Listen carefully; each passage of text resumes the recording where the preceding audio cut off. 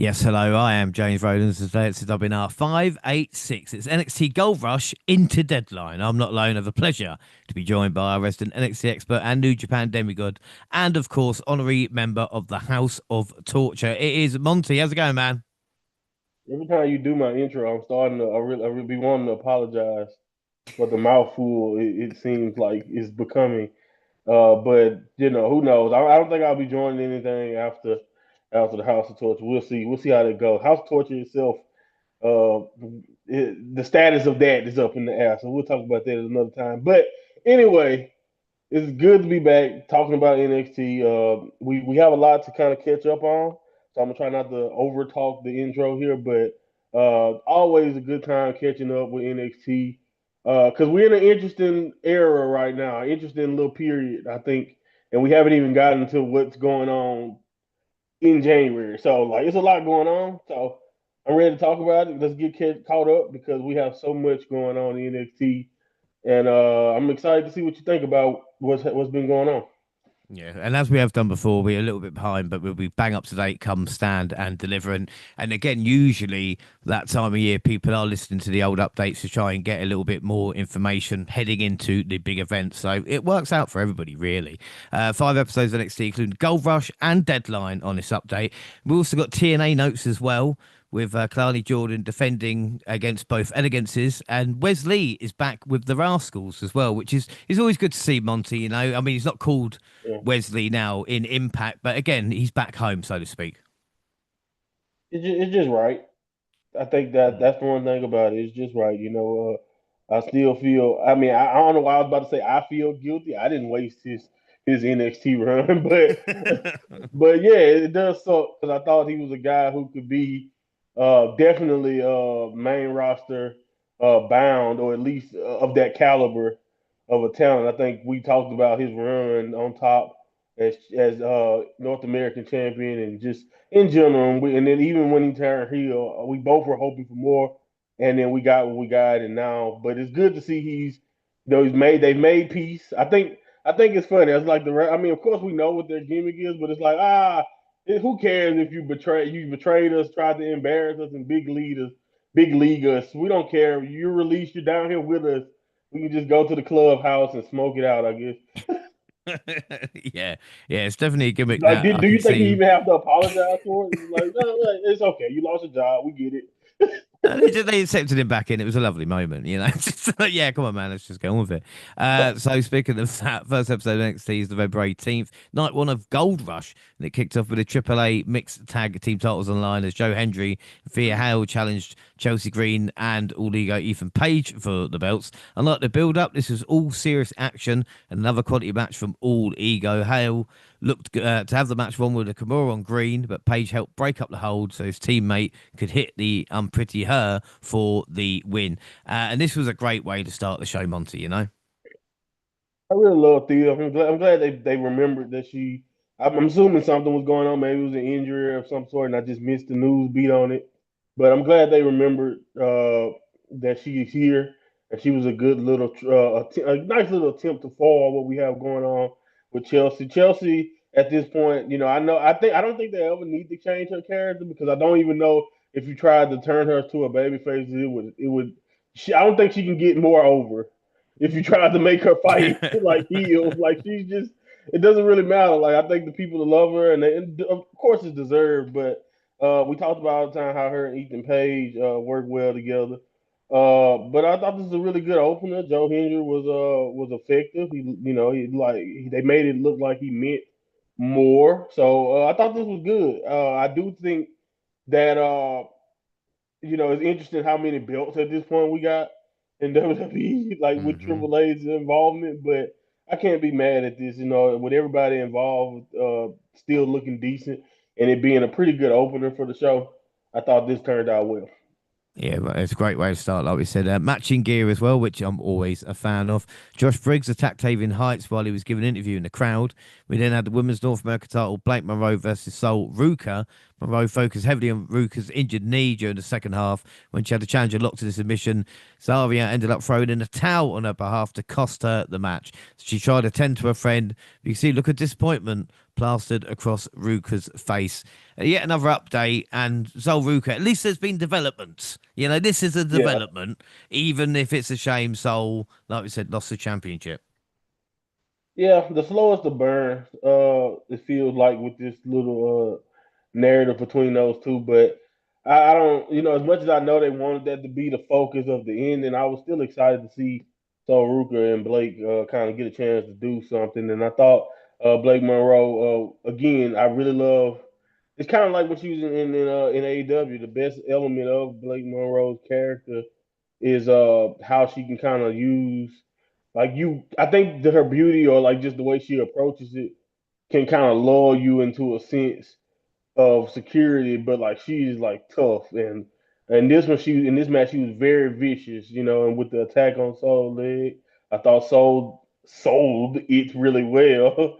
And I thought it was cool, man. And even the little kip up on one leg, I was like, okay, even in a match like this where you're trying to be the baby face that's getting beaten down, she did a good job of kind of still shining. But yeah, man, I don't mind it. With the injury angle, I do think that it's a little bit over dramatic, but at this point, obviously, whatever we're going with with Ruka and Zarya is gonna be the most dramatic thing they can drum up. Yeah, without a doubt. Ricky Saints and Obafemi had a face-to-face confrontation in the ring. Trick Williams interrupted, but he was attacked by Miles Bourne with a chair to end the segment. Oba basically said, Daddy is home, and we're getting a rematch at Deadline. Up next was the tag team title match with Evans and Slater challenging Dark State, which was Dion Lennox and Osiris Griffin. As usual, the other members of Dark State tried to help any way they could. Evans accidentally hit his own partner with a frog splash while trying to break up a pin, and this led to Griffin getting a pin for his team to retain. And anything with Javon and Leon Slater in is always going to be entertaining. I'm very biased, you know what I mean? Yeah, I mean they're probably two of the best young up and coming wrestlers that you can just that I can think of off the top of my head. At least you can just see superstar on both of them for different reasons, and just with their talent level, overall talent level and work rate at this stage. Because I think you got to look at it by again. It's kind of like what I was saying with Roxanne. I know at this point she's kind of I don't want to say she's like a background member of Judgment Day, but she's in the Judgment Day, and the Judgment Day itself it still is a focus, but it's kind of depending on how you want to look at it. But my point is that she's so young, and that's why they call her the prodigy. Like based on how long she's been at her age, she has so much more that she can bring to the table. And I don't see how you can look at Javon and even Leon also at their ages, seeing their skill level already at this point, their believability and just how good they already are, and not highlight that these two guys will definitely be superstars in the future. If Impact can hold on to Leon, Yeah, if it's they can not hold on happening. to Leon, he could be. Yeah, I don't think so, but if they can hold on to him, he will definitely be the face of Impact, and I definitely can see Javon being big piece of WWE's future going forward if they're smart enough to continue to hone that talent. But I thought this was okay. This is decent. I do think Lennox and Griffin are, still behind in a sense. But like, look again, look who I'm comparing them to. I'm comparing them to like two Mm. guys that seem like they once in a lifetime talents already. So, we have to see what else they can bring. I'm not sure how much life Dark State as a group have, but I don't think this was bad per se. But like you mentioned, with Javon and Leon, man, you have to be garbage to not have an interesting encounter with them. Yeah, without doubt. And the week's main event was the NXT Women's Championship belt with Tate Paxley defending against former champion JC Jane. First couple of minutes saw them exchange several takedowns and counters, and a somewhat surprising outcome. Jane ended up getting the win to reclaim the NXT title after Izzy Dame took out Paxley with a kick at ringside, officially to turn the culling against her. Um, we joked about this, but they actually did it. Do you know what I mean? Like they just can't help themselves. They can't help themselves with title changes.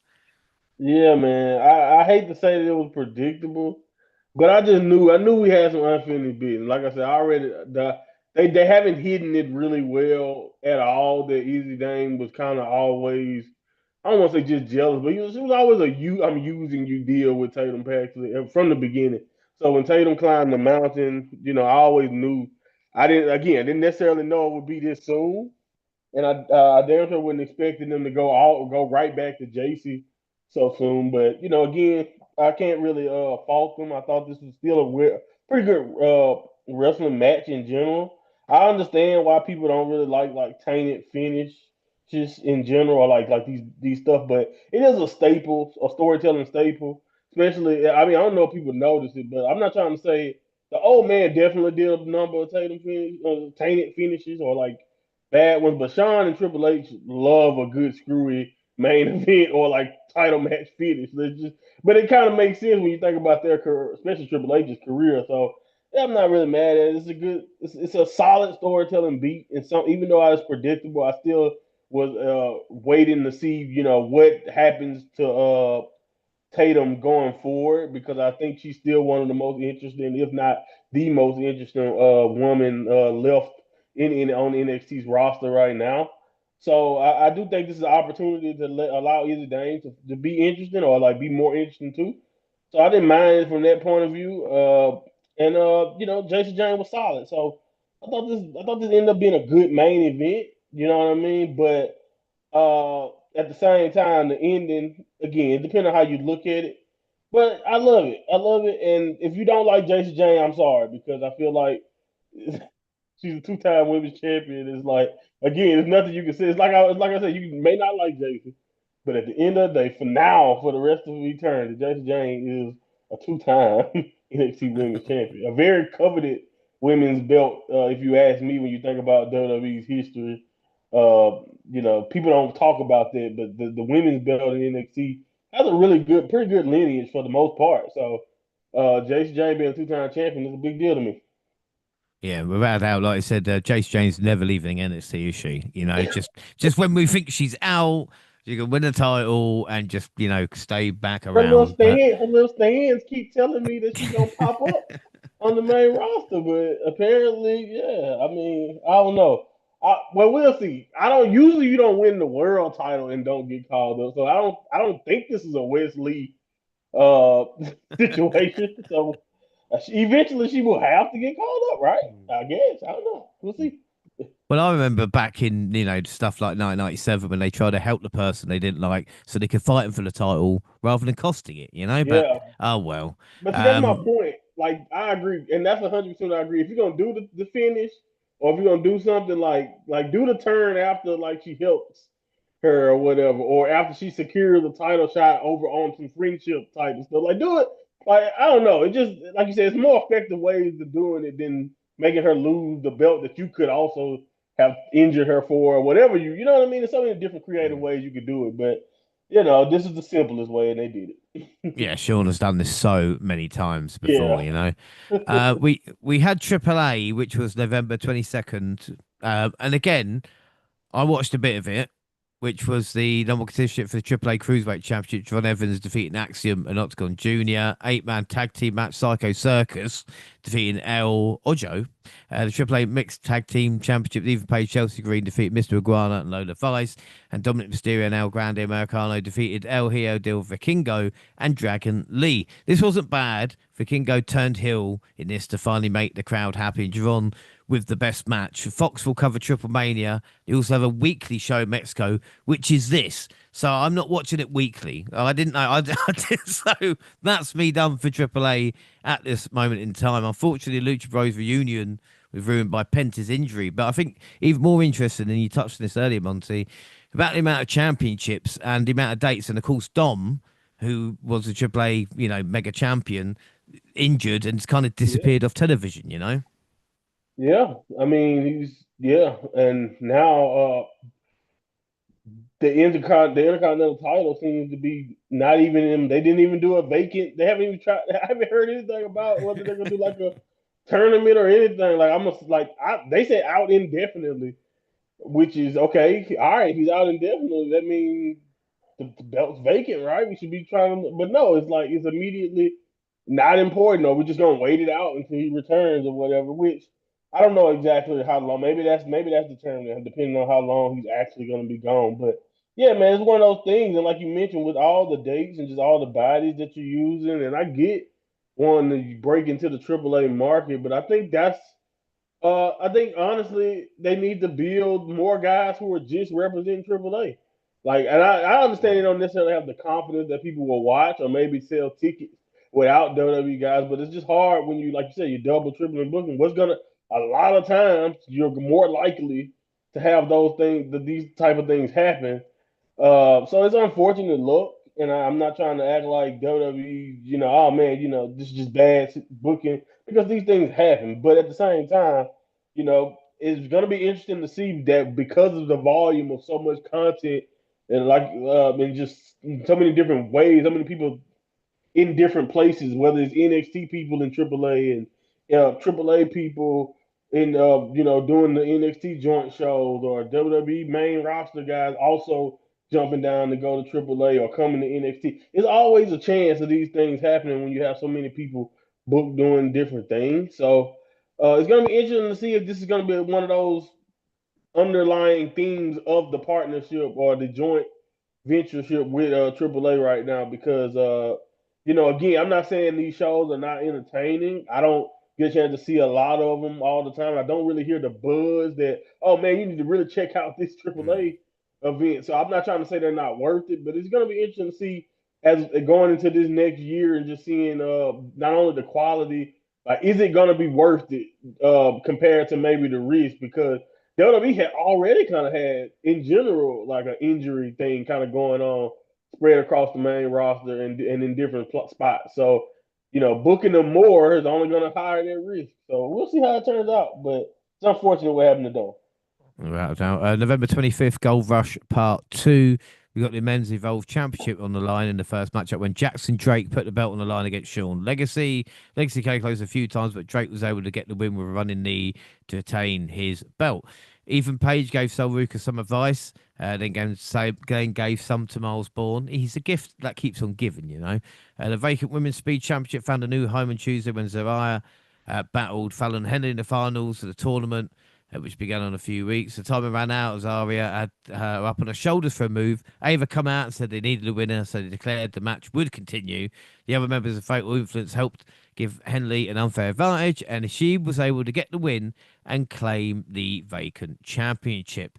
I mean, Monty, Fallon deserves gold, but Zarya is just a fucking loser. Took the words right out of my mouth. I couldn't say it better myself. Like I don't know what other conclusion they want me to come to. She's a loser.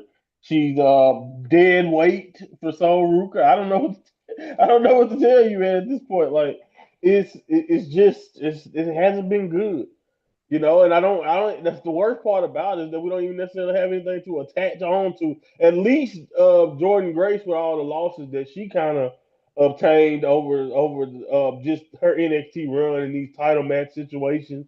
At least we had the imagery when she started as a TNA Knockout champion. Like even though like she already kind of has a championship pedigree, even if it wasn't on the WWE banner quite yet. And we also her match quality too. And Zarya doesn't really even get a lot of time in that regard. So it's just I don't know. It's been tough, and like we talk about how slow and just whatever this story with Sol Ruka is. It wasn't really clear how Sol Ruka wasn't. I don't know. Maybe I missed something that Sol Ruka wasn't even really even here to help her. Maybe that's obviously something they'll lean into. But yeah, man, it doesn't matter. I mean, even with Sol Ruka's help, she would have lost. That's where we are right now with Zarya. So I don't know. I don't know, man. We've been talking about her hitting a switch and dominating, and I don't see it. Maybe it's coming this coming year. Hopefully, we actually get to see a different side of her because it's been tough. Yeah, it really has. John Cena appeared to announce the participants in the men's Iron Survivor matches. He obviously picked them himself rather than reading it out. It will be Javon Evans, Joe Hendry, Leon Slater, Dion Lennox, and the winner of Williams versus Bourne. We got another weird promo from Shiloh Hill, whose real name is Thunder Justice. How shit is the marketing department Yeah, in NXT and WWE? If you're called Thunder Justice, you change to Shiloh Hill. What the yeah. fuck, man? I mean, even if you don't, let's just say you don't want to use like his government. All right, Thunder, Thunder Hill, or just use one of them. Like, just, Yeah. like whatever you want to say. I mean, like, Shiloh Justice is better than, That you sounds know good, what I'm actually. saying? Yeah. Like, come on, whatever. Yeah, Uh, I don't understand it. well, the next match was for the TNA Knockout Championships. Clardy Jordan defended the belt against Jordan Grace and Lee Ying Lee, who used to compete in WWE as Xia Lee, if you didn't know. After a hard fought battle, Lee secured the win, and Carla Silver for TNA presented her with a title as she celebrated with a happy crowd. And I'll tell you something, Monty, NXT do not like to lose in a singles match. So it was another triple threat to give the title back to TNA. But you could see the emotion in Lee Ying Lee's face. And again, watching her in Impact the past year, she thoroughly deserves this opportunity. Yeah, man, it's really cool. Like you said, so emotional, and then like again, it's kind of like what happened with Dana slash Ash. Yeah, Dana slash with Ash. Like it was pretty cool, but to have it happen under the like the WWE slash NXT banner when you think about that's where a lot of these people's journey kind of started. So for her to be able to get a big moment like this in front of her former employees, and then it was a really good match too. That's another thing. I thought it was a really well done match. I'm with you. It's kind of unfortunate that we can't just get Kalani losing to her one on one. I mean, I don't see it wouldn't have hurt anything in my opinion because like I don't know what I guess it is. I guess they want people who may not know Impact to perceive NXT as a level above them or right around the same level or whatever. I don't know exactly why they work so hard to try to make these things look a certain way. It's like, because in my opinion, at the very least, if you still view NXT as a step down from the main roster, at the very least, you gotta look at Impact as on the same bar as them. If not, you a step down from Impact also more so than you would ever be like above. You have people who are literally just starting wrestling, and they got ancient wrestlers like Frankie Kazarian as the champion. You know what I'm saying? But no offense to Frankie, I'm just saying he has more wrestling knowledge in his finger than some of the people they're trying out on TV. So anyway, I thought this was cool. Jordan was great, obviously as she typically is. Even if again she's not, on top. Jordan is just a superstar. I think at this point she's kind of we know what to expect, so it's just kind of like we waiting on them to either pull the trigger and actually give her something in the NXT and let her be on top that way, or it's time to go up because we know what to expect from her. I thought everybody did good though. I mean, even like you said, Lee Ying Lee was really good in this one too. And I haven't watched a lot of her Impact, but from what I understand, she has been given a lot of time and a lot of grace to improve herself also. So I'm really happy for her, and I hope her run as champion end up being, prosperous for Impact in general because that's the one thing about the whole thing so far. And I'm not trying to reference this to bag on Impact, but I'm still kind of frustrated that Trick Williams did all that work with the title, and it felt like Mike Santana was like superstar face of Impact status, and then immediately he loses it. I'm not sure. Maybe it was a reason for that, but I'm not worried about that right now. Hopefully, Lee Ying Lee can actually have a successful run with it. Yeah, about that. I mean, Lee and Danny Luna are the two TNA knockouts that have been great, so expect them to leave in the next 12 months. The Women's Evolved Championship was the final title match for the Gold Rush episode. Kendall Gray defended the title against Lani Reed, but Ava banned JC Jane and Henley from ringside to keep the fight fair.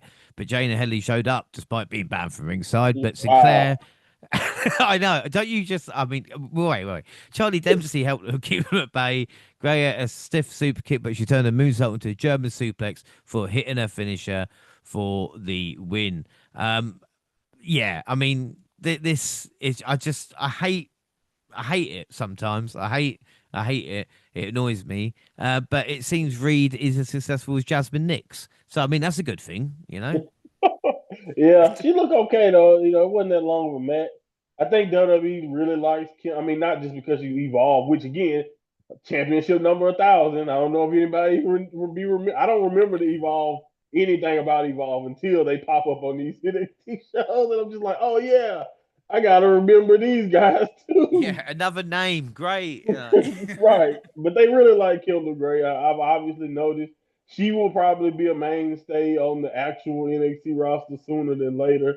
I think we all can, especially going into this year. I can definitely see her on TV a lot, which they already have been peppering her in a lot. But yeah, this is okay. Simple. She overcame basically the numbers, which makes her better than even JC James contenders for most of her run. When you think about it, when you think about what she actually just accomplished, even if she was only fighting basically like you said, the Jasmine Nicks stand in, which again we'll see about Laney. I'll give it some time. She was okay here, not a lot of time to really just like have an opinion, but I thought this was fine.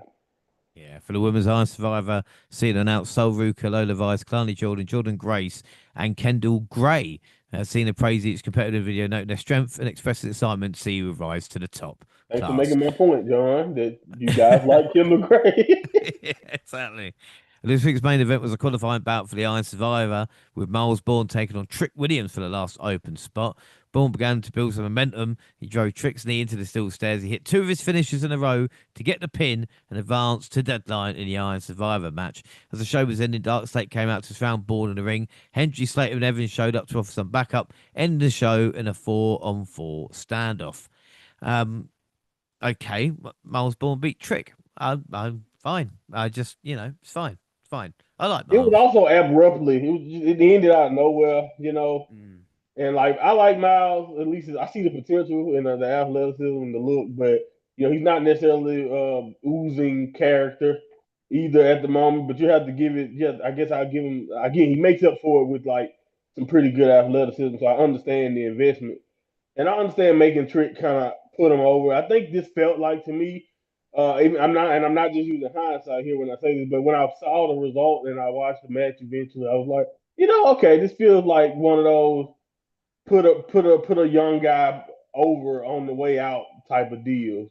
And even though I didn't know at the time whether or not where Trick would be or what he was doing, I just felt I've been saying it for the longest. He's been knocking on the door for what's next, especially after kind of getting out of the way of Obafemi and Javon and Rick. Kind of get after doing that thing, he's really been kind of just being entertaining, don't get me wrong, but just waiting for the right time for them to actually pull the trigger on using him on the main roster. And I thought this was a little, nod to give Bourne some love on the way out or give him a little boost on the way out. But I thought it was an okay match overall. Like you said, you came away from it like okay. But yeah, I wish they could have got a little bit more of anything actually like an actual angle to make him feel more gratified for a guy for Bourne overcoming a guy like Trick. But again, I understand how it goes. Like it's just, they have a lot. Again, we just talked about what 3, 4 different promotions kind of involved in NXT in these 3 matches. So unfortunately, we're losing a little bit of that logical storytelling that I think we got a lot of when it was just an NXT focus show. Yeah, right there. And I think week two, Gold Rush, like I said, did suffer because of that. I mean, week one, a few big matches, and it's like, oh, okay, we're getting involved title twice on the show. Great. Right. Oh, wow. Yeah. But big news from TNA. TNA Wrestling officially announced he had reached a multi-year television deal with AMC starting on January 15th, 2026. It will air every Thursday, 9 p.m. to 11 p.m. Of course, this shouldn't affect UK or people watching on TNA Plus, but Monty, I think it is quite a big deal. I mean, AMC, I know Walking Dead's on it, but apart Yeah. from that, I'm not sure. But this, I mean, they're touting it as a really big deal, and fair play to them. It is a big deal, man, because they was kind of I hate the I'm not gonna use this word, but they was kind of banished from network TV for a while, and just that nobody wanted the property. I mention all the time. If you want to talk about the promotion that never dies, like they are legit the Matt Hardy old catchphrase promotion of wrestling. Like they Impact will survive it all. Or like my grandfather would say that like they're like a cockroach. It just won't man, you step on it and just keep moving. That's the impact. They should have been gone a long time ago. I know that's not a flattering. It should get it on uh, a poster. You know what I mean? The yeah, cockroach of impact the wrestling wrestling, world. a cockroach, exactly, exactly. But yeah, the point is though, it's really cool, man. When you think about how low things were at a time, and just like, and honestly, I think me and you both can agree that while they were kind of building themselves up and they had that wealth of talent that's kind of went everywhere like a Josh Alexander, and Speedball and some of these other people. Like this might not even be some of Impact's best work, and they secured a pretty good deal for themselves and actually are putting a spotlight again. And I really just hope that they decide now, since they've secured this deal, hopefully they just start to build more towards the future, not have to lean so much on just like WWE talent and lean more on their own.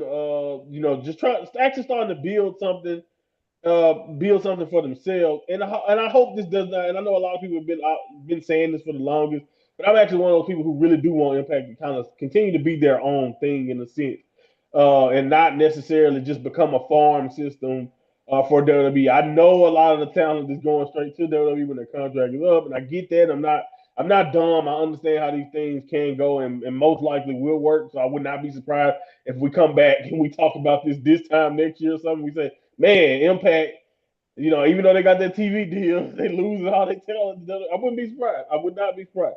But I'm hoping that they actually move forward and start to invest and actually try to garner more of an identity of their own. And I don't. And you can tell me more. Maybe I'm missing something. But from my peer view, from the shows that I get to watch all the time, they're not, or like some of the time, they're not necessarily. I'm not trying to act like they are already WWE. Like I know some people are accusing them already of that.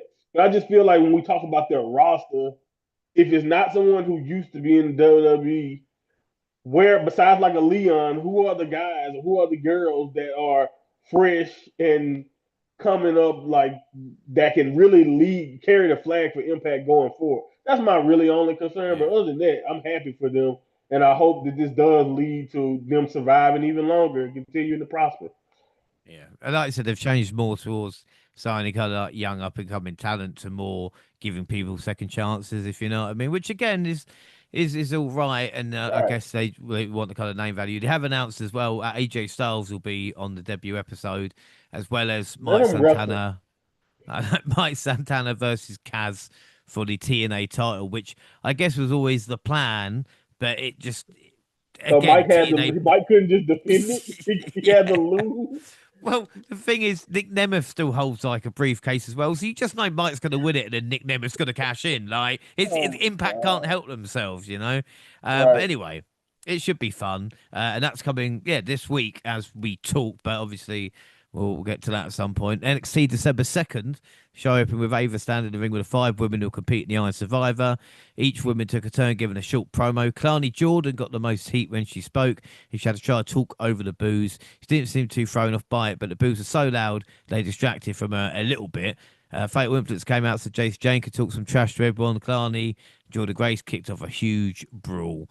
And again, Kilani Jordan is over as a heel right now. She just needs to, as we mentioned before, lead into it because the crowd don't like her, which is always a good thing. Yeah, I mean, who would have thought when they did this ridiculous booking that this will spawn a potentially good little boost off for her heel run, in my opinion.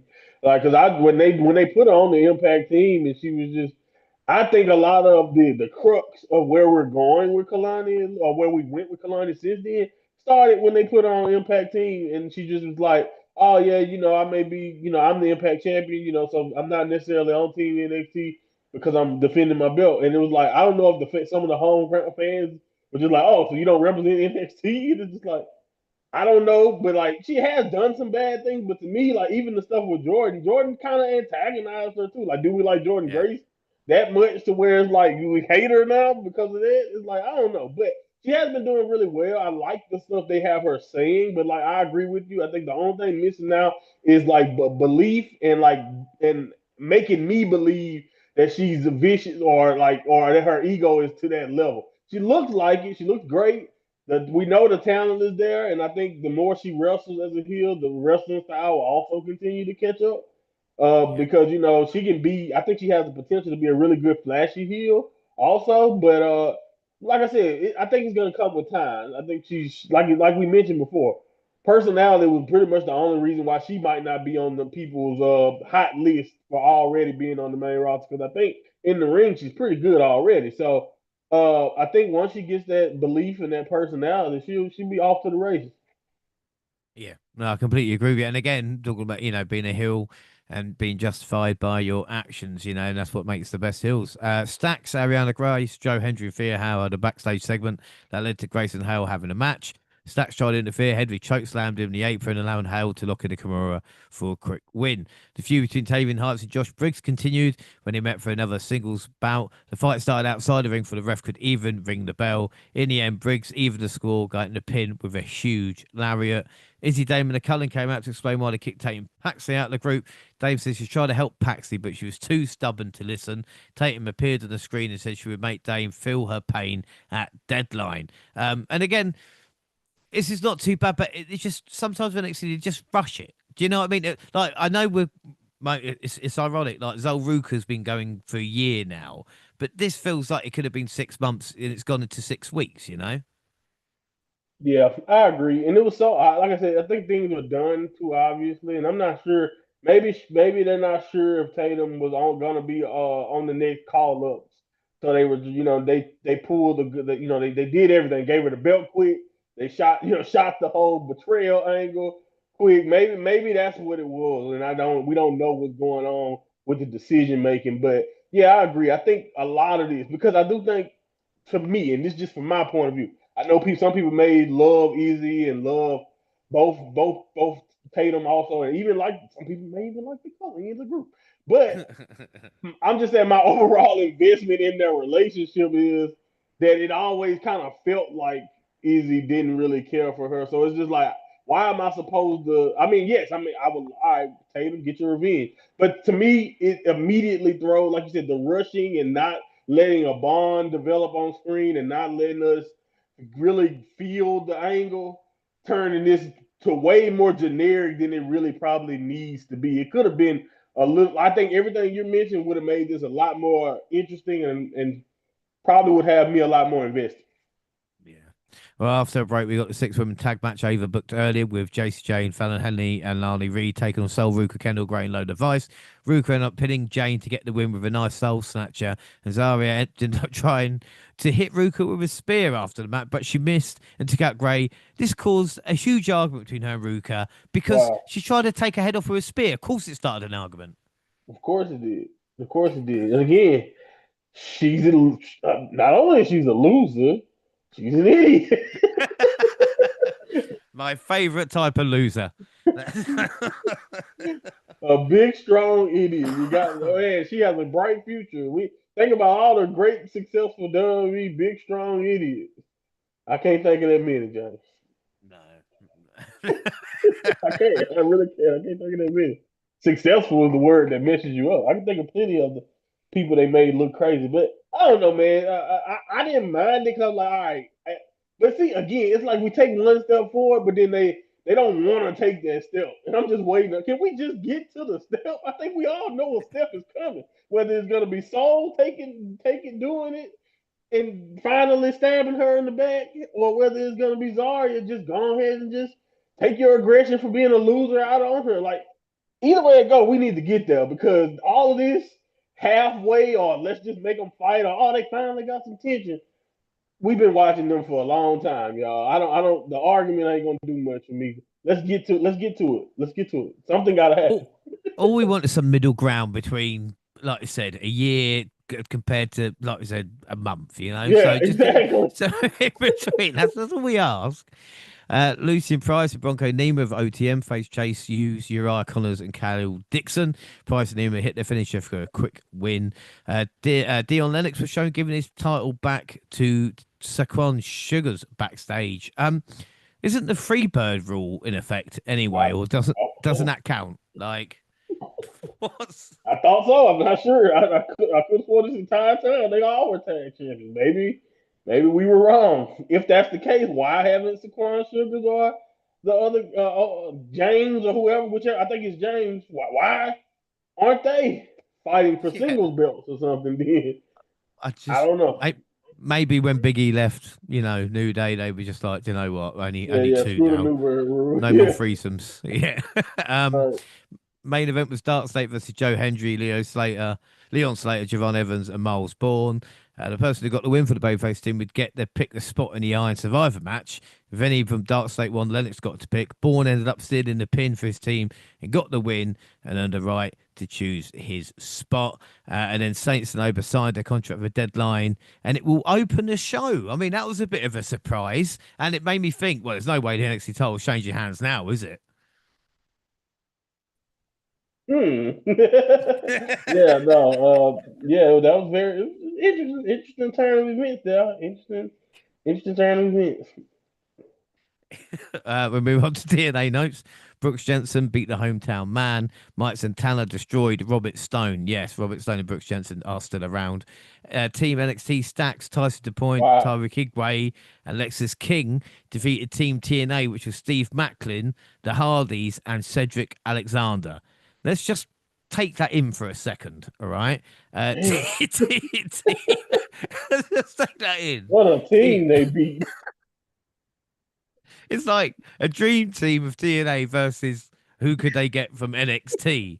But NXT celebrated a victory, and then we got to final resolution, and surely TNA would pick up business, and they did. Mike Santana beat Charlie Dempsey, but then all of a sudden, like some weird acid trip, Stacks beat Steve Macklin for the international title thanks to Lexus King.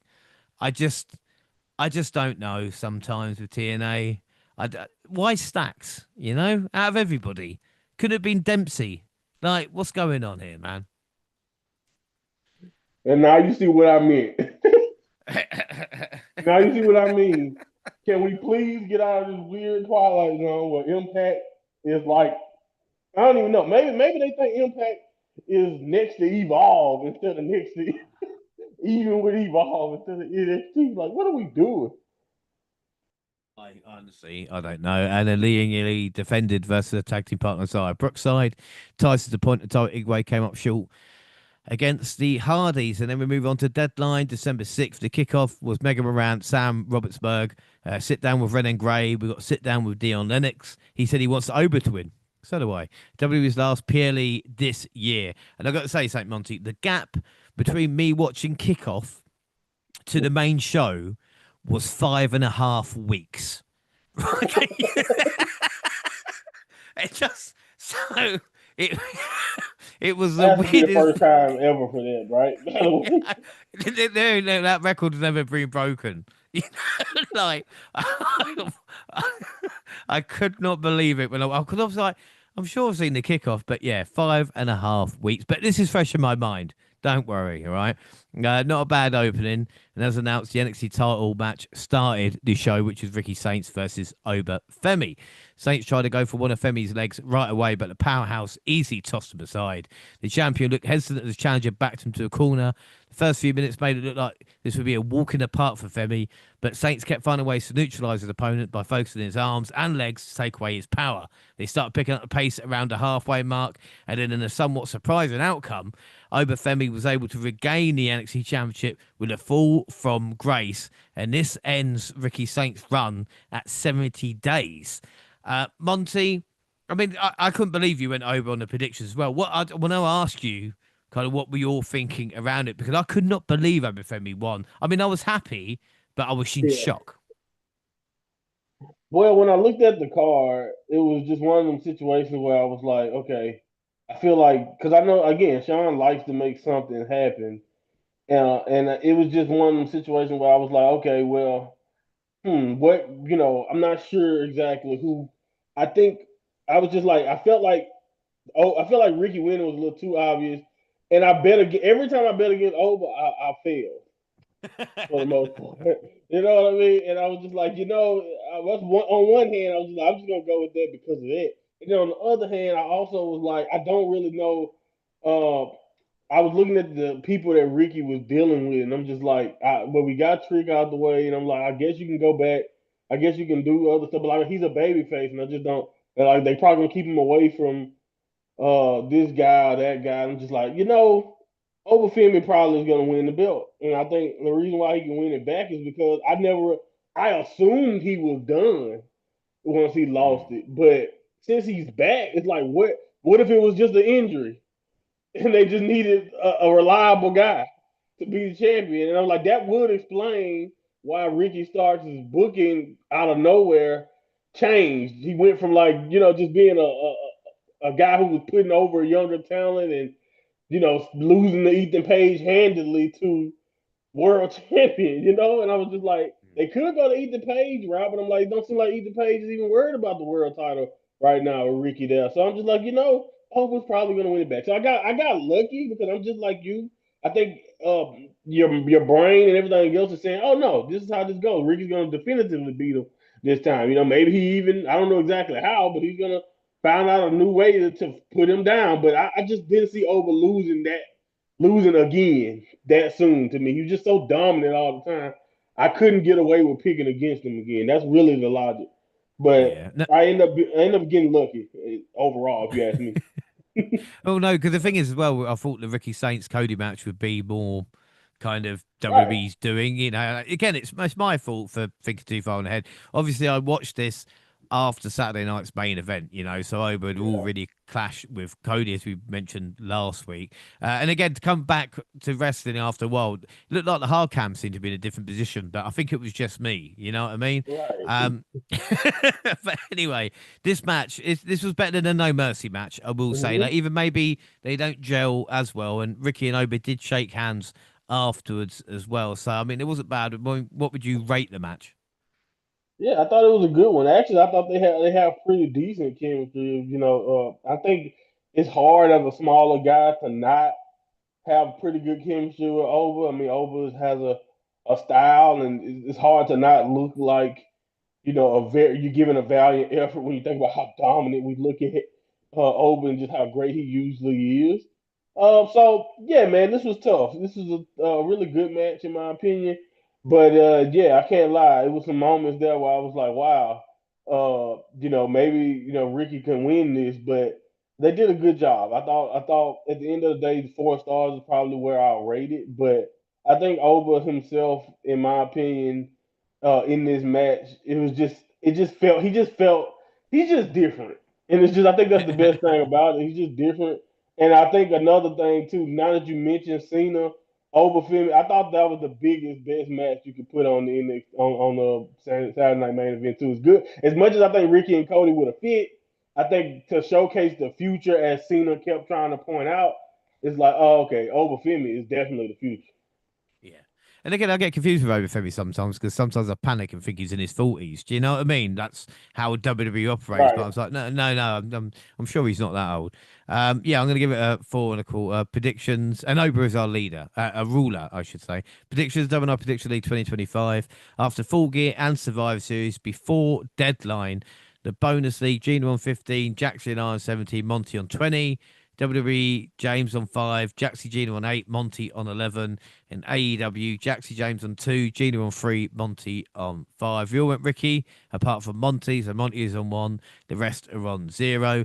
Azaria is not there for Sol Ruka for the Women's Iron Survivor match, which featured Kalani Jordan, Lola Vice, Kendall Gray, Jordan Grace, and as we mentioned, Sol Ruka. Jordan and Gray were the first 2 superstars in the ring, so they spent the entire 25 minutes there. They ended up at a 5-way tie with 2 pins each with just 2 minutes to go.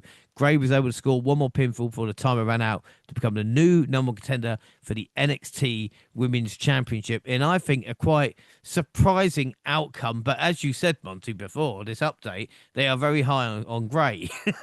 They love her, man. And I'm not trying to say it like I don't. I just don't. I haven't really watched enough of the Evolve stuff, and what I've seen from her NXT has been okay. But I'm not overly impressed, or I'm not down on her either. She looks solid in the ring, and I think that's good enough. And maybe that's what I think with the look she has, and the fact that she's really good to solid, like fluid. Let's say fluid. I think fluid is really the word to describe her. She's smooth in the ring for somebody who is supposed to be relatively new.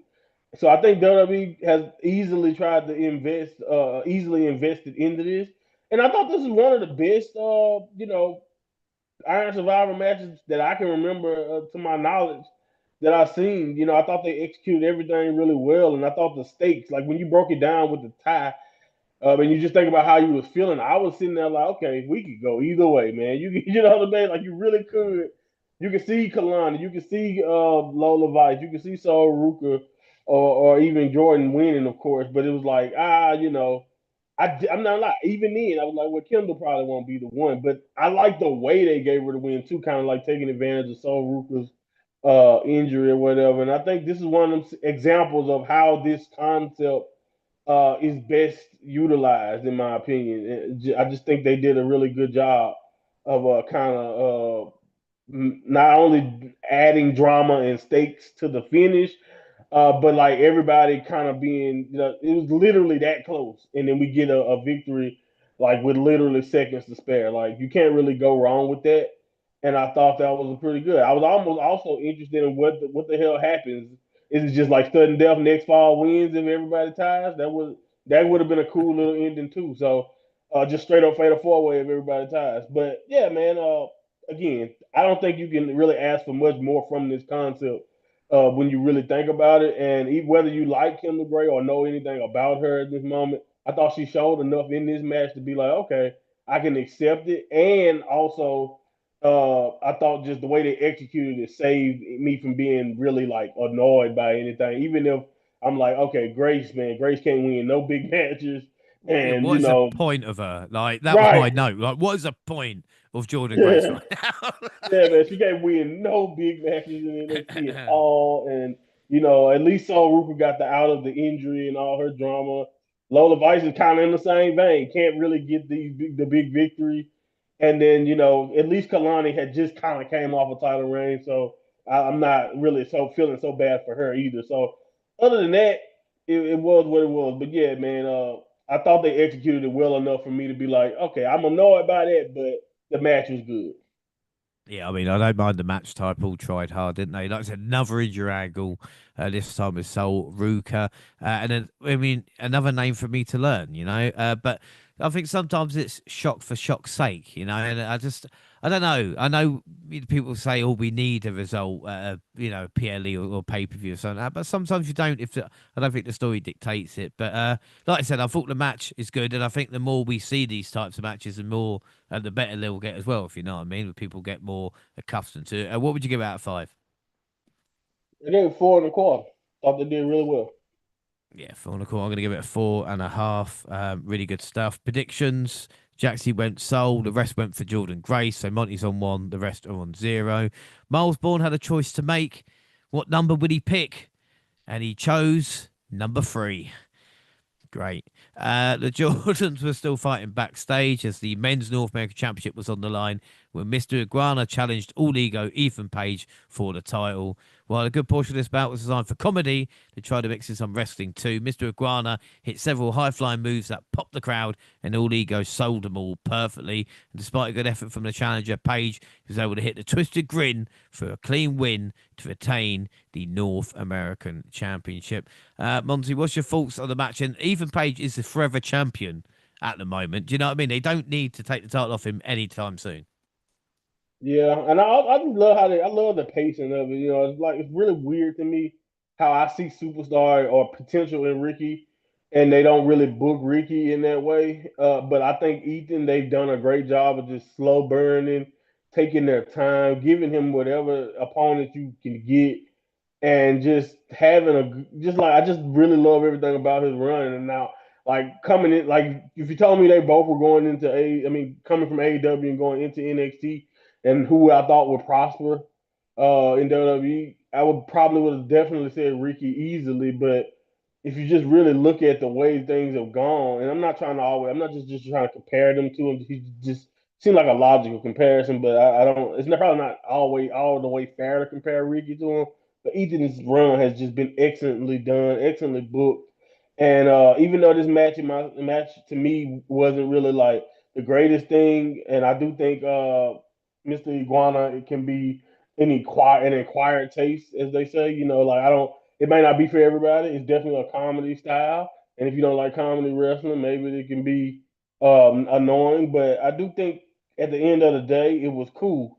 And I thought Ethan again carried his weight as a heel is just insane to me, and I think I don't know exactly. I'm not gonna lie or say anything because I've been wrong many times on people's ceiling, but I just don't see how Ethan Page won't be one of the bigger stars going forward with this style of not just this style of booking in this particular match, but just overall. So I'm with you. Like keep the North American title on Ethan for as long as you can until we can find someone worthy or capable enough to that we feel like can dethrone him, or until you think it's time for him to do something else. But Ethan Page is great, and I thought Iguana was funny here, and I thought this was a good little match to kind of transition us to the next part of the show. Because if you think about the first two matches and the quality we got from the women and the quality we have from the world title match, this was a nice little breather. Yeah, without a doubt. I mean, Mr. Garner didn't have a great night, but he still made me laugh, especially playing dead. I did get some Yeah, that was flashbacks. I got some funny. flashbacks of Goldust in this matchup as well. Just tongue, But again, all ego, just anything he's given, he does well with it. It's always Mm-hmm. good. What would you score out of five? I'll give it a 3.5. I'll give it three quarters prediction. We want Paige, so Monty on two, and the rest get a point. Yes. Kendall Gray was interviewed. She's got a lot of emotions going on. Ruka said if she was fully fit, she would have won. Oh, bitch. Oba confronted all of Dark State because, he doesn't care. The reputation of Dark State being him and Oba's just like, I'll fucking face you. I don't give a shit. Izzy Dave versus Tatum Paxley was next with Sean Spears and Nico Vance trying to distract Paxley, but it didn't work. Dame looked like she was going to comfort Paxley. She cried, but the former champion turned her sadness to anger and hit a few punches. Dame tricked her into a hug at ringside so she could throw her into steel stairs. Dame had control for a long time, but Paxley eventually began building some momentum. Thanks to the distraction, though, from Spears, Dame was able to hit a finisher to get the pin and the win. Monty, what are your thoughts on this? Because I thought the acting was okay. Mm-hmm. There was a lot of acting in this. Yeah, man. I think Easy. I don't. Again, I'm not trying to be too hard on him, but I think when with the the stuff that we've seen Tatum be able to do in the ring, you can kind of tell that they structured this match to kind of ease easy to through it in a way with with the drama and with the theatrics. Because if you were invested in what they have with the story they're trying to tell, I can see this being positive for you. But and I'm not trying to be mean, but Izzy for the most part seems right now to be pretty mediocre or at least pretty average at best. And I think Tatum and I mean as a wrestler, but like I think Tatum, we've already seen, can go up a couple of notches above all of this. So I was a little bit disappointed that it didn't seem like that they wanted the way this match was designed. It didn't seem like they really wanted to bring Easy up there. Maybe Easy just wasn't necessarily ready. But to be fair to them, I do like you mentioned, they definitely were trying to get noticed for like dramatic acting because and I think again this is a great example of why what you said make more sense. Like if you gave us the time and like you said maybe half the time that you're giving us with Sol Ruka and Zarya for this, maybe this acting could even be more believable or even a more entertaining for someone like me who don't really see the bond that they supposedly ever really had. Like I do get that Izzy kind of comforted her or was there for her when she was kind of around with no friends and using the dolls. But I didn't really look at their bond as being that tight, especially. But to be fair to them, also the culling usually when they pop up on my screen, I ignore everything about them being, the little weird codes or whatever they are. So that's not necessarily on Easy and Tatum. But anyway, like I said, like you said, a lot of acting but not really the best wrestling or the most interesting wrestling. But I think that was by design, and they had a story that they were trying to tell. So kudos for telling the story. But yeah, not really the most interesting match in my opinion. Right. And Tatum's turning into Nikki Cross in front of her eyes, it seems, as well, with the emotions. And how Yeah, this match then ended a count out is beyond me. All right. I'm just saying, guys. like, you were supposed to I'm be too enthralled by the acting, James. You noticed it. I'm just saying, guys, all right? Because someone's going to lose by count out, and it's going to be the quickest count out in NXT history, and this one they just Yeah. let it go. But so out of five for this, what will you give it? 3. I'll give it a 3.5. I mean, like you said, they didn't have a lot to work with. Predictions: Gina went Pax, rest went Izzy. So Monty's on 3, James Jackson on 2, Gina on 1. Javon tried to bring positivity to Ricky, and it worked a little bit. I was a little bit worried, but I mean, I'm sure everything will be fine. The main event of Deadline was a men's Iron Survivor match with Joe Hendry, John Evans, Leon Slater, Dion Lennox, and Miles Bourne. And believe it or not, it was a five-way tie heading into the last couple of minutes. Oh, Mm. Lennox, how did that happen? Lennox locked one of the refs and Evans in the penalty box, but Evans escaped through the opening at the top, which kind of you have to think about before you do lock someone in a cage, and took him down with a dive. It was generally actually hard to believe, hard to tell who would win at the end because everyone came close, but it was Javon who scored a pin on Bourne with a few seconds left to get the win. We should say Slater and Evans were the first two superstars in the ring, and it's all good. The first 5 minutes were excellent. I didn't think the match Man, was too bad either. I understand the logic, but like they protected that match in my opinion so well. The Javon and Leon, I don't even think they hiding the fact that they gonna try to sign Leon as soon as possible.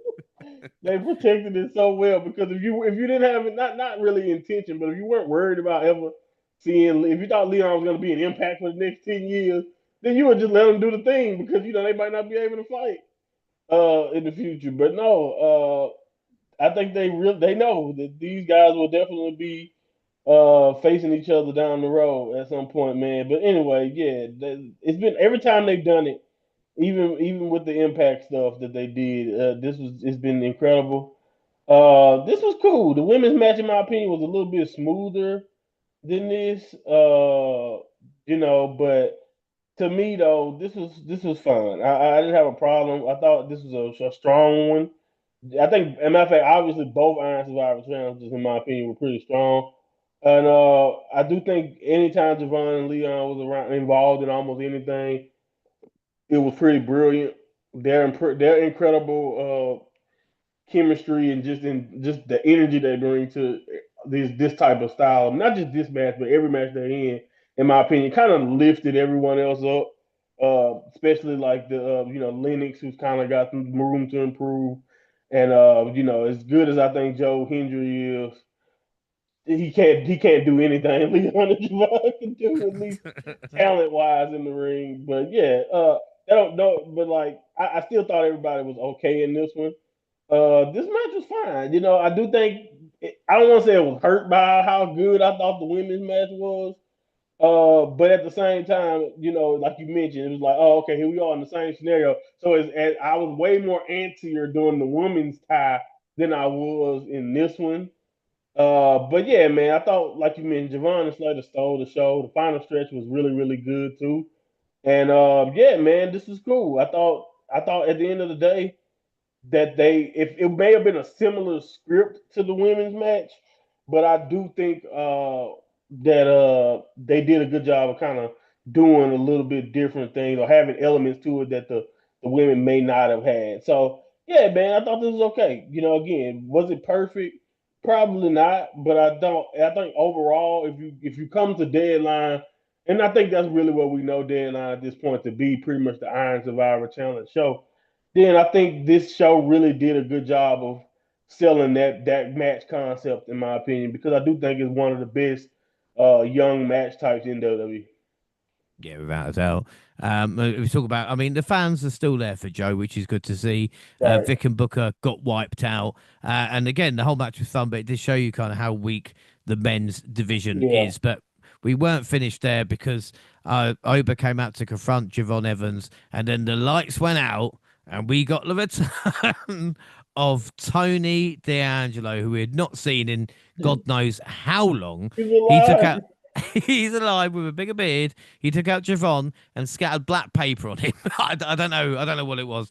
But let's not forget that Tony D'Angelo did beat Obafemi for that North American Championship. So, I mean, what are your thoughts of Tony D being back?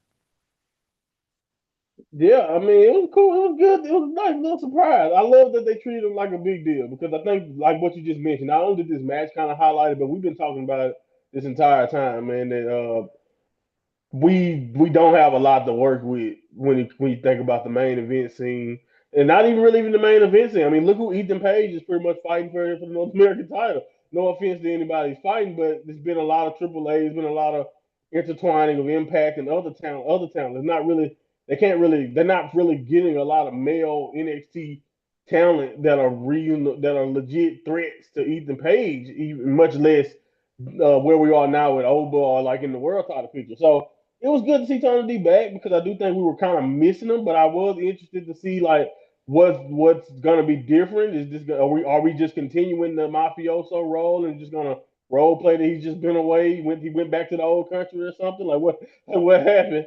Or is this a new incarnation of him? He looked like you say he looked like $1 million in my opinion. And it'd be interesting to see what this run for him overall will turn out to be.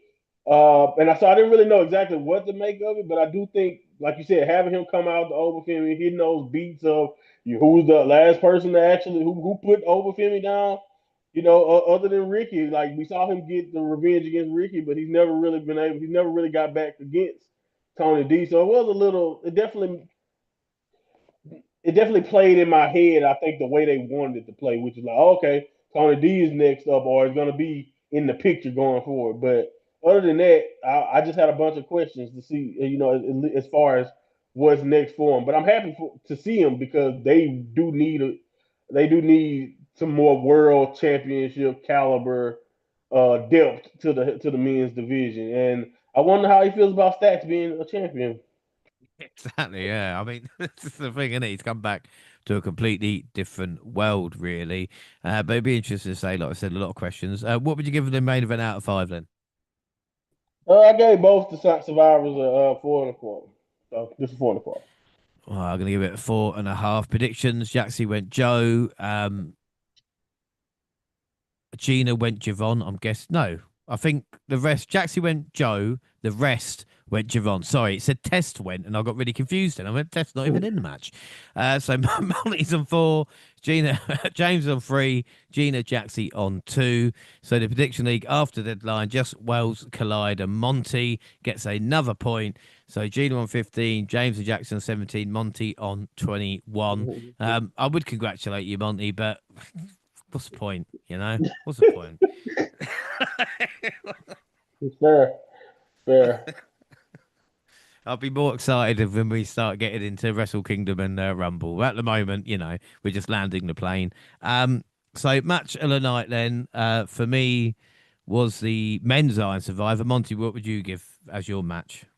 Since I basically put them on like a similar tier, but I thought the women's was a little smoother. I'll go with the women's Iron Survivor. And MVP for me, it's got to be Obafemi. And overall score, I'm going to give it an 8.5, which is not great for an NXT event. Yeah, I think that's fair. I think eight. I think I give it an 8. But yeah, I agree. I thought it was a really good show. But again, I think we kind of run into a thing with them to where it's like we are, and this is I don't want to have a shade because again, I love what we watch. I love NXT, but it is nowhere near where we were. Where you we cannot ever compare it to takeover qualities anymore. They are not capable, or I think they're doing way too many to give us the perfection almost that those takeover qualities were back in the day. And maybe we'll get something to scratch that itch again with stand and deliver and all of that. But at the same time, going into the new year, it'd be interesting to see if they realized all of these, like for example, Gold Rush, and then you have, this show, and then you have basically a special every month, and then you have NXT characters on at AAA. Like it's so much, and then they're also on Impact shows. So we have so much NXT talent like just being spread around, and it's good for them to get the experience. Don't get me wrong, but does that intercept the quality of our monthly PLEs at this point, to the point to where they're not even really capable of giving us those massive, impactful uh, takeover quality PLEs anymore. That's the one interesting thing about it to me. But I think 8 is fair to be honest. MVP, yeah, over Femi is definitely MVP. Yeah, he's got to be MVP. We move on to NXT December 9th. We've got a recap of Deadline. And then we went live in the arena for Obafemi's entrance to celebrate regaining the NXT title from Saints. He gave a promo which he promised to defeat Cody on Saturday. And he was interrupted by Saints music. Ricky congratulated him on his win, but he also said he isn't going to go the back of the line again. He demanded a rematch for the title right before Javon Evans came out to remind him he won the Iron Survivor match and earned a title shot. And he didn't want to wait until January to get it. He challenged Femi to put the title on the line tonight, but Saints said he should wait until it could be Saints versus Evans for the title instead. Evans then convinced him it should be his turn, and Saints actually agreed with him. Femi agreed to give him the title shot tonight to end the segment. And I know, Monty, this is a massive deal, but how fucking small did Ricky look? He looked tiny next to Oba and Javon. Even with John, I was like, how fucking tall is he? It's the hair, I think. Yeah, no, but Javon is actually a little tall. He's young. I know he's young, and that may make you think he's smaller than he is, but he's definitely over 6 feet, and I think, and I wish it wasn't the case, but unfortunately, matter of fact, Javon is 6'5", so Wow. he's a yeah. So Javon put muscle on. I seen people talk about Javon and say, "Oh, he don't give me superstar vibes quite yet or whatever." If he puts not even a lot of muscle, just a little bit Wow. of, if he turns up a little bit, Yeah. he's the same height as Trick Williams. They're literally the same height. So like, yeah, man, like no, yeah, it's insane. So yeah, no, he's a young guy, but he has that height he has that vertical leap. So we know he can jump out of the ring, and I think that just makes people assume he's a little guy. But like I'm gonna be honest, I didn't know he was exactly 6'5". I knew he was over 6 feet because you can tell by looking. But no, he's a 6'5" kid, and that is insane. And like poor Ricky is just a normal. He's not height. He's Ricky tiny. is 6 foot, but he's 6 foot. That's not bad. He's like 2 inches short, or like an inch shorter than Shawn Michaels. Like in modern day wrestling, Ricky is not a bad height. Like even Cody was talking about it in his interview with Finn Balor, like how he's a big guy now because he's like over 6'3". But that's my point. Like that's what we are in wrestling. You know, people like Macho Man was X Pac was like 6'1", 6'2", but it didn't look like it because he's fighting a Razor who's 6'11" and all 6'10" or whatever. So again, wrestling is weird, but yeah, I agree compared to those guys, he looks small. And to be fair, since Ricky is not like a 230-pound guy, I guess but he's the same. Another great example. Ricky starts at the same height as Kurt Angle. Kurt Angle, right? To be honest, Kurt Angle. No. But Kurt Angle was like a amateur wrestler, so he's bulkier usually and all of that. So he's built a little bit different. But again, it's not fair to Ricky, but that's what happens. And I hate it because I don't look at it that way. But and I know, Jay, I've heard it, I've seen it. They look at that, they say Ricky's small, they say Kenny Omega's small or whatever. They say that about these guys, and they look at them differently. They look at them like they can't be world championship. Like, unfortunately, the old man has poisoned a lot of WWE fans, but not just WWE fans, but a lot of wrestling fans' brains into thinking that that height really can hurt you when it comes to being world champion material. But when you look at him with the two tall guys right there, it is kind of be like, Ricky, you should probably stay out of their business, right? Well, even That's the not camera fair, angle. Like I said, I don't know if it was a camera angle that made it worse, but he just like right? looking up at them all the time, you know. Yeah, Anyway, it's not fair. we did get some matches. The first match of the night saw two women for the Iron Survivor match trying to settle their differences when it was a battle of the Jordans. The fight started in the hour before Grace could even get to the ring. She avoided a shot from a steel chair and fought out with submission as she began building momentum, but it wasn't enough. Kalani ended up scoring the win after kicking Grace through the barricade and hitting a 450 splash for the pin. And I think this has been missing in NXT. Yeah, Grace is a fucking loser. There's no doubt about that. But it's this type of feud within, you know what I mean? Not a Mm-hmm. championship feud, just two women that dislike. I know we've got it with Dame and Paxi, but these women are Right. actually delivering in the ring as well, you know? And they're not former partners either. You know what I mean? Yeah, That's yeah. another thing too. Like we get it, but they always got to be from a betrayal angle and all that. And it's like, no, no, no, no. This is what we like. Two people who don't like each other. They've been antagonizing each other for weeks. They've had different matches for titles. And this one is not even for a title, but this is also kind of putting a bow on it. And again, I thought Kalani again in this match showed flashes of that heel that I think that she can really be.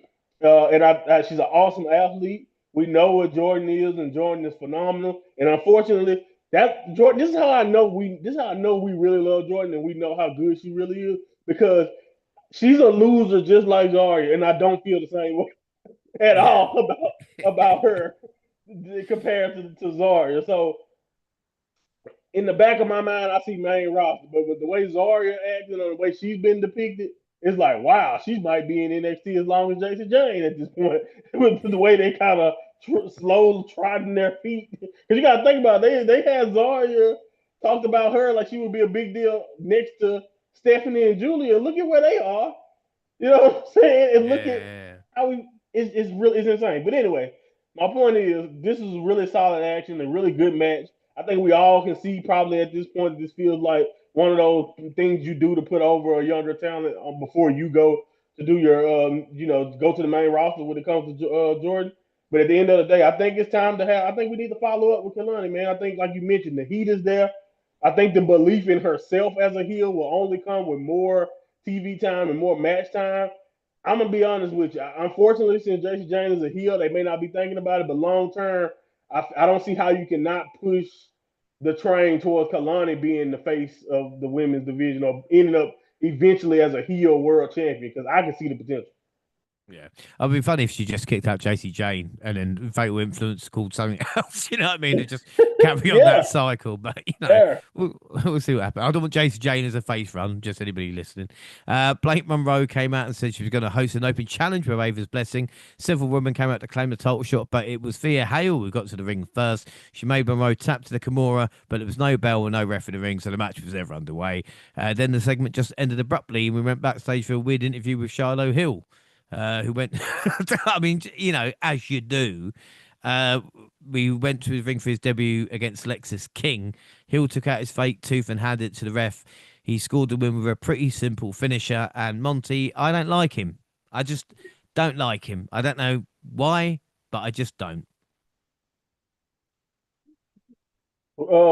Which one? Lex is a, No, is he sorry, gonna say Lexus the King. No, same thing sorry, about both?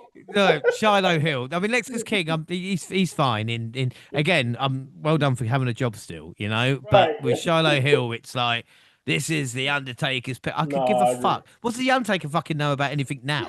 Do you know what I mean? No offense to him. Have you watched him with Michelle McCool? Like fucking hell. No, Jesus. no, no, no, no. I agree. I don't. Again, I try not to say anything one way or the other. I don't. No, I fuck don't him. really. Fuck I mean, him. I'm indifferent. It's good to see that he's joining Brooks Jensen though. Yeah, fuck him. Yeah. He's there. He's on the Ridge train. Do you know what I mean? He's there. He is there. We'll see what happens, with him. Ethan Page came out for a promo to brag about what he's accomplished in 2025. The lights dropped out, and Tony D'Angelo appeared behind him in the ring and dropped him with a spine buster and then the black paper. So I guess is he warning all the champions out there that he can come anytime? I mean, they're not going to explain it, are they? But can we guess?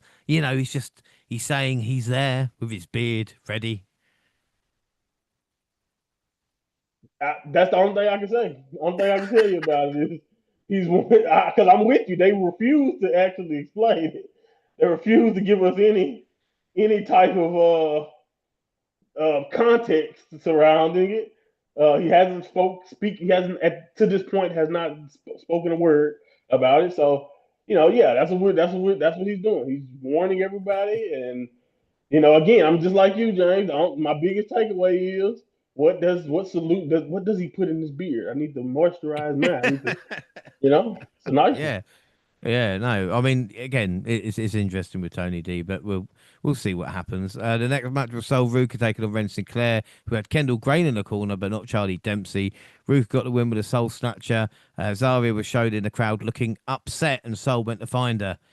Great development. Fatal Influence came out and spoke to Sinclair and Gray after a break. Jane put Gray over for talking some trash and bragging about being more successful. Great.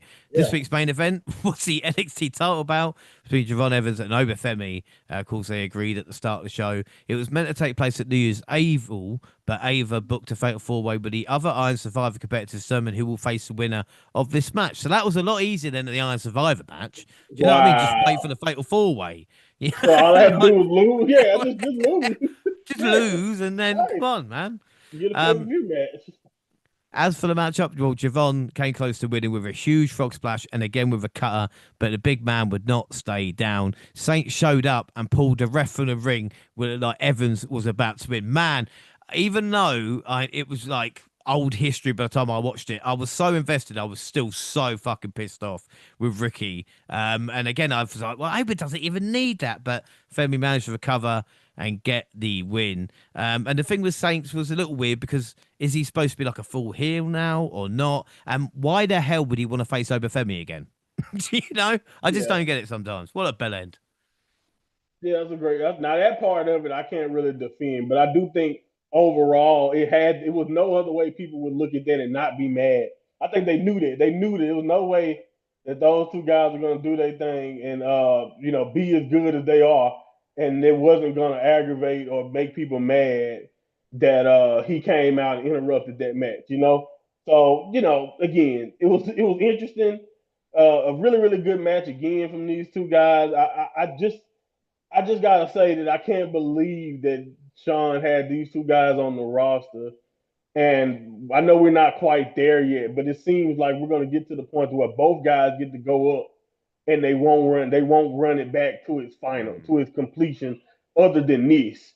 Or this is the way that you decide to do it. It feels like the true chapter of this rivalry will be completed or done in like in on the main roster. And I get it. That may be like Triple H. I know he would love it, even if. But you know how it is with booking, shoddy booking, and all that. Like we can literally go years before they ever touch again. Because of how things are on the main roster, how people come and go, and how booking can be so inconsistent, in my opinion, across these you know, people's tenure, especially in WWE. But again, I'm not opposed to it because I do understand. I do think it was I do think I got what I wanted when it comes to Ricky because I wanted him. Now, do I think he could have did this? He could have executed this in different ways. Sure, I think you probably could have had Javon win the championship or something, and then like Ricky comes out and just dick kicks him or something, and you Mm. still could get people mad at him. But I do think people were like that. Just you mentioned weeks out, you knew it happened, and it still was like, oh my goodness, wow, you know what I mean? So that's what I like the most about it. As much as I know, understand people may not like those interruptions or things, and I do believe Javon and Oba is like 5-star match potential if you really just let them go and do their thing for 15, 25 minutes. And I hopefully we get that one day. And I'm just not being negative Nancy by assuming that Triple H can find a way to screw that up. I hope I'm wrong. But yeah, man, we'll see. We'll see how that goes. But again, I thought this was an incredible match before we got the interference, and then I think the interference itself is good for Ricky going forward because he was always better as a heel, and I think it's necessary in my opinion to get the best out of Ricky. But it's kind of like in the women's division though. It's very interesting to see how we are. I feel like the stars in NXT outside of Javon right now, and I guess Oba was technically a face, and I don't know where you want to say Tony is, but I feel like all of them are, good guys. I mean, like we're losing good guys and we're building up a lot of heels. So we'll see how that balances itself out with new talent. But at the end of the day, for this particular moment, I thought this worked out for Ricky, and I thought the match itself was incredible. Yeah. I mean, I don't know why this match was here. Again, like New Year's Evil would have made more sense. As we've mentioned before, Oba and Javon are 1 and 2 now. No disrespect Yeah, to Ricky, but the match we want was Javon beating Oba for that championship. If it would be at Vengeance Day or Stand and Deliver would be best because again, it's great.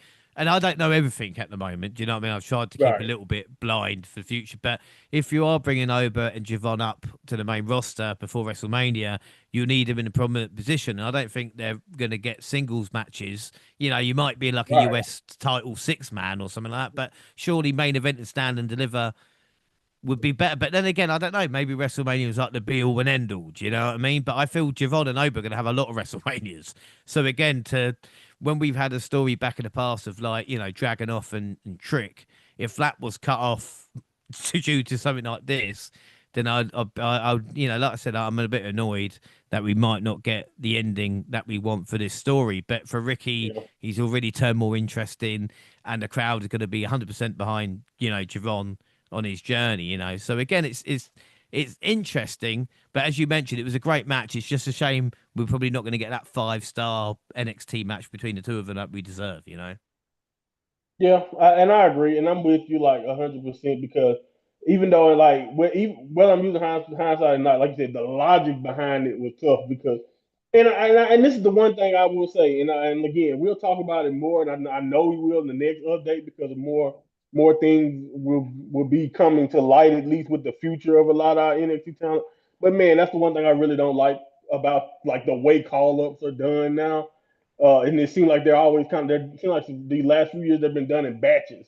Like it was a lot of stuff that I felt like Stephanie and Julia, even as good as they were, hell, we didn't go back to Tiffany Stratton before that. Like I felt like could have done a lot more in NXT, even if you thought they were ready. And that's why it's so hilarious. They haven't said it in a while, so maybe they truly understand that NXT is just developmental. But it's hard for you to ever get that whole third brand thing off the ground if you won't allow storylines to even get to where we wanted to get before it's time for these guys to potentially go, or even the potential of them going is ruining how fast or how soon we get certain things. Because I'm with you, there's no way that this just should have been a main event NXT thing. And like you do all of that for Iron Survivor just to throw it away that next week. You know what I'm saying? Or like the Yeah. next show, pretty much for the title match. It's just like, come on, man. Like yeah, it's just very, very weird usage, and it's hard for me to believe that that's not influenced because they weren't sure they would even have these guys in January. Well, yeah, I thought it was an injury when the match wasn't like newsy. I thought, oh, it's an injury, or I'll find out about it. But no, they just kind of, like you said, booked it early, and it's like we talk about who's next in line then, and what Tony D versus Miles Bourne for the championship. You know what I mean, or Whew. something like that. Yeah, The I know. future, the future is looking weird, bro. I'll tell you that right now. I don't even want. I'm not. I don't want to spoil the rest, but the future looks very, very weird in the men's division, especially. And TNA Lexus King beat Matt Cardona. Let that sink in, everybody. And then the main event, Danny Wow. Luna beat Indy Hartwell in a good dog collar match. The finish was a bit shit. And our last episode of NXT, December 16th, the show opened with a recap of what happened at Saturday night's main event with Obafemi, Sol Ruka, Jerron Evans, and Leon Slater, and transitioned into the events of Deadline with Ricky Saint, Scott Evans' shot at the NXT title. Evans was shown waiting for Saints in the parking lot before we went live in the arena. We did review Saturday night's main event last week, but again, I thought it was really interesting hearing like Jax's and Gina's views on like Sol Rook and maybe other people they don't watch weekly like we do. Do you know what I mean? And again, I think it's a Yeah. great test for them as well. Just say the first part of it again. Like I said, I think it's good when talk about Jackson Gina's opinion, like Sol Ruka and stuff like that, because we're in Yeah. it, aren't we? You know what I mean? Whereas they Right. can look at it and say like, oh, this is I thought that was interesting last week. Yeah, yeah, yeah. Well, it really was because to kind of see what they think. Because like you said, when you watch week to week and you've seen her repertoire, you've seen the steps she's taken to even get to even looking like a straight up surfer. You know what I mean? In her gimmick and kind of like how they highlighted what the gear looked like to them and all of that. And it was just like, yeah, that's really, really cool. It's something that you don't really think about from our perspective because we watch them week to week. We see the week to week changes. We see the improvement. We see all of this stuff when it comes to Sol Ruka, and we see superstar already because we've seen so much more. And it's still in the not so sure phase because they pretty much only seen maybe a PLE match here and there. Maybe they like you said, maybe their only time really seeing her was the John Cena showcase. So Yeah, man, it's really interesting, and I think that's the kind of cool thing of having still kind of doing NXT. Me and you, we still do these shows like this, and then we get to do the bigger shows and get to see everyone's opinion. And I think it's going to be really more interesting too going forward as more of the people we watch develop, like a Trick Williams, for example, as they transition to the next level. It'll be interesting to see more and more what they think of the overs and stuff like that. Even though I think it's obvious that Over look like a superstar to us, it'll be cool to see just like what is it that attracts you to Over film before you even see how dominant he really can be. Yeah, exactly. Yeah, and I thought the NXT talent did excellent on Saturday night's main event. But we start the NXT with the Women's North American title bout between Blake Monroe and Thea Hale. Unfortunately, the end of this fell flat due to what appeared to be a miscommunication. Hale pinned Monroe in the moment looked like it was supposed to lead to a kick out. Even Hale looked confused. Monroe's music began to play, then it switched to Hale's, and she was crowned the new North American champion. Like we said, it felt like a botched ending. It might not be intended. Blake might have had the wind knocked out of her as well, which can happen Can in the happen. ring. But it was interesting. I'm not going to lie. Yeah, and I've seen people trying to throw blame, and I just like I don't understand where these fans come from. Like maybe this is me. Maybe I'm jaded because I'm much more of a wrestling nerd, and I've seen pretty much almost everything possible. Almost I feel like that can happen in a ring. Like these things happen. Is it great? No, but like this is NXT, and I'm not trying to just give it the developmental line because I respect you as a wrestler, and I damn sure got respect for what Blake is as a wrestler. So I'm just not one of those people who look at these and immediately try to throw blame or be like, I don't know what the ref was supposed to do. Well, if you know from history, most of the time the refs are supposed to shoot count it if they don't kick out. Yeah. Like you, if that's what happens if you don't get your shoulder up, I can't stop my count because guess what? Then they really gonna be like, you screwed up, ref. You know what I mean? If you don't do it, it's like you in that limbo. So it's like it sucks because I heard it was a big scramble and a lot of things had to change and people who were left backstage early for the NXT taping, kind of through they had to retake some stuff, and there was people who weren't available for it because they left. So it's just like it threw the whole production in a flux because they group these tapings off in a sense, kind of like TNA do in sometimes. And I think especially at the end of the year they like to tape them batches. So this was kind of a mess in a lot of different ways, but I don't really know that I blame anybody because we know Blake is a professional and these things don't happen all the time. So I can't really be like, oh man, she sucked. And I don't think, and I saw some people trying, oh look at Thea, put her weight down. Well, even let's say she really was doing it, she's supposed to one because you want to look like I'm trying to pin you. One, and then two, even if she's not like it's not, I don't see how that can be. Oh yeah, she held her down, and you really think she cared that much about still? Like I just love the head cannon that people come into with this. Like Thea Hale came into this match with a plan to take that title reign because Sean Yeah, she hasn't was been going to doing screw much for Blake. her. Yeah. Yeah, Sean hasn't done much with her, so she's like, I'm gonna steal my I'm opportunity, going to as if that shoot. wouldn't. I'm going to shoot tonight. Yeah. Right. Go into business for myself because I've been done wrong, and it's just like, yeah, all right, whatever. But again, it was a mistake. It sucked that it happened, and I understand why it goes viral because of course stuff like that is gonna go viral. But I do remember like in the Jade Cargill, Nia Jax, Tiffany Stratton match, and like how that would end it all, and they blame the referee in a similar Mm. situation, and it's just like, see, like these things happen. It happens on the main roster to the pros. It happens in NXT. These things happen, and it's not really anybody's. Like, of course, if it was someone's particular fault, you could try to correct it. But once it's happened, it's all about pivoting. And as much as I was not happy with the result per se, because I know it probably wasn't the plan. I was a little bit excited because I was like, okay, then what? How do you go from here? Like, what is an interesting way for us to get back to Blake with the championship, or what do we do now with Thea as champion? Because it wasn't like it isn't like Thea isn't capable. So again, it's one of those weird things, but it sucks that it happened. But I'm not necessarily as confused or mad about it as some people seem to be. Well, no, but again, like I said, some people don't use, like, I don't know if physics is the right word or whatever it is, but it's just like what do you want to do? Stop the count? Like, this is meant to be a Right. wrestling match. Like, referee's there. I know the referee is a part of the whole show, but a referee is there to count the three. Do you know what I mean? It's like Right. any other sport with a referee in it is not gonna. Do you know what I mean? Not give a penalty or not stop a goal, whatever else. I just don't understand it. Anyway, Tate and Paxley left the doll for the culling, but Izzy said they're done, so I'm sure it's all over. Ethan Page made his way to the ring. He gave a pretty standard promo until Stacks came out to brag about being international champion. Ugh. He said he wanted more gold and a shot at the AAA mixed tag titles with Ariana Grace. And then TNA's Moose showed up and stared daggers at Stacks until he turned his attention to All Ego and said he wanted a North American title matchup. Um, okay.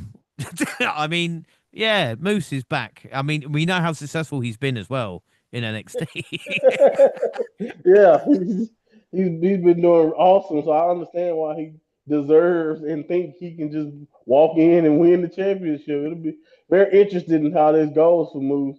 I don't have a problem with it, but this goes back again to what I said earlier about where we at in the men's division, man. Like Ethan Page, I don't know when. As a matter of fact, I think Tavion Heights might be the last legit NXT talent he has fought for his championship at this point. After that, it's been any AAA person you can find. It's been and other Impact talent. So again, Ethan Page is a Swiss Army knife right now for them. So I understand it. Use them as much as you can, but they are thin when it comes to men in NXT right now. At least credible men, they feel like fighting Ethan Page.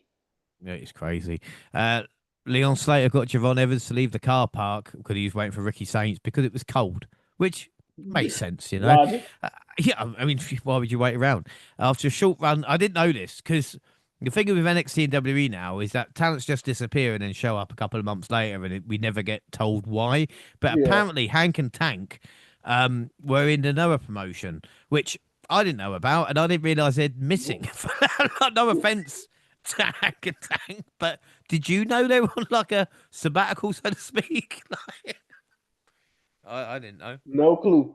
No No, clue at no. all. And again, not to made that point about the singles division. It's even deader in the tag division, man. It's even there. So of course I didn't know because, like you mentioned, when Hank and Tank lost the belts, they kind of disappeared anyway. So I didn't know they were doing something else. But okay, welcome back. Man.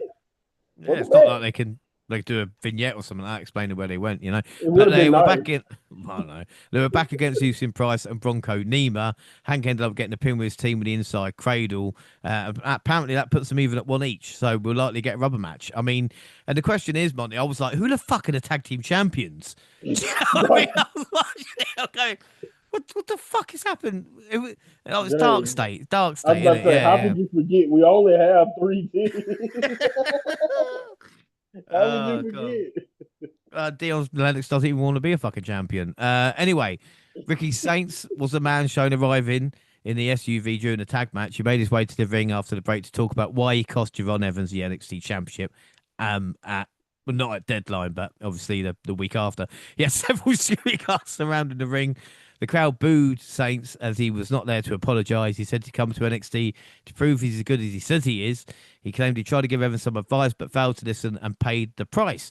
The young OG showed up and went after Saints, which was easy since the security team left one side of the ring unguarded, you know, which again might have to think through for future. Saints took control and sent him into the steel stairs for clearing off the announce table, and he put Evans through the table with his finisher to end the segment. But Monty, the crowd are ready to hate Ricky, and rightly so, I will say. Rightly so. Rightly Yeah. so. Again, we have a nobody's probably more beloved and have it and deservedly so also because he earned it than Javon at this point, really in the men's division. So not only that, but just I think again Ricky naturally because you got to think about it. In my opinion, too, and I don't think they did this on purpose, but I'm just saying as a viewer, Ricky has talked a lot of big game, but he hasn't proven or shown a lot of anything if you really think about his WWE run. Especially when he was a babyface. And a lot of times, in my opinion, that really fits a heel, in my opinion. And we, outside of me knowing that he's just a great heel anyway. So I think the cockiness and stuff is going to start to show itself back up, and I think Ricky's going to start doing what he has to take because you know what can make up that 5 inch or whatever height difference if Ricky starts to cheat. That you know what I mean? Like Yeah, yeah, that'll yeah. help him a major bit because I think if you're not going to be believable as an underdog in this situation, he's going to have to do again. Even Melo is even shorter than what Ricky was in my opinion, and I feel like he was cocky and he showcased his talent. Not to be fair, Melo was a lot better than most of the people he was wrestling when he was in NXT. But my point is that I feel like Ricky is going to shine in the role if done right, and I think the failure or the inconsistency of his face run booking has kind of aided how much people might have a distaste for him. Besides the fact that he's literally attacking and bullying basically the biggest star and most popular guy right now in NXT. Yeah, without a doubt. We had Ren QCC versus Fatal Influence. Henry Reed were out first take on Sinclair and Gray in tag action. The match ended with Gray getting submission win over Reed with an armbar. And the main event was the Fatal 4-Way with the four men who lost the Iron Survivor match to find the challenger for Femi's NXT titles. All four men got right into the fight, but Slater and Hendry were tossed out early so Lennox and Bourne could have a brief exchange. Nobody had a clear advantage, so the outcome was less predictable than usual. In the end, Slater got the win with a 450 swanton on Bourne to become the new #1 contender. Wow, I wasn't expecting Leon Slater to get the win, but I am pleased, and TNA must be fucking terrified. Everything I said about Kendall Gray, you could almost double down on it with Leon like times 100. They man, I'm trying to tell you, like I don't know what more proof, impact, or anybody needs. No one should be surprised. And again, I hate it because I don't want Impact to become another farm system. Even though whether we know it or not, it already kind of feels like when you really think about where we are, it does kind of feel like another farm system, especially when you start breaking down what's been going on Impact itself by comparison. It's just like, how the hell do you, when you're watching Impact, you don't sometimes you'll be like, well, it just feels like alternate NXT. You know what I'm saying? It's like it just feels like a different NXT in a sense. But outside of some veterans and other people who show their faces in Impact, who don't really have any ties to WWE, but yeah, man, is I don't know. I love Leon and I get it. I knew the second they allowed him to come over that he would win them over because like I think we've been talking about this for years. Even before he kind of even debuted Impact, we knew that Leon had the potential to be one of those guys. And I just think Impact need to do whatever they can. I don't know. I don't think they can do much because they can't offer the spotlight. They can't offer probably even anywhere close to the money. And WWE's notorious for not really giving you a lot of money starting out. But my point is, I don't think Impact can do it. Maybe that's what they would need to do. They would need to give him as much money as they possibly can to hope that he can continue to wave the banner for Impact. But I don't know, man. But I think decisions like this makes it hard to believe that WWE will not be hunting him down as soon as that contract ends. But again, this was a really good match. That the finisher is awesome to see, and him versus Obafemi. I mean, I don't know how you can be not just as excited about that as we were, as we always are whenever him and Javon was about to match up. So, it's again, Oba is this mountain to be over that you want to try to overcome, and it just reminded me of like the chemistry that him and Wes Lee had, and it reminds me of the chemistry that Oba and Javon has in that same sense. And I think Leon will shine in that type of match also. Yeah, I think without a doubt, Leon is the man right now. I just want to mention Booker quickly because he was singing Joe's theme and that was hilarious. But I want to mention he got taken out the previous week NXT and taken out a deadline. So I don't know if the production staff have got a problem with him or something like that. But Booker, you keep being you. And finally, NXT TNA notes. Yes, TNA. Team TNA, which was Mike Santana, Jeff Hardy, Steve Macklin, and Santino Marella. Matt Hardy was trying to get in the ring, but couldn't, thanks to Vincent and his tag team that I've completely forgot right now and don't really like. But anyway, they defeated Team NXT, Brooks Jensen, Stacks, Tyson DuPont, Tyra Igwe, and Lexus King in a steel cage match. No surprise Jensen was pinned. But Mm. after the match, Afterwards, a shocking turn of events as the official liaison between TNA and NXT, Ariana Grace, betrayed her own father, Santino Marella, and stood with Stacks Uh, to end the show. Oh my God.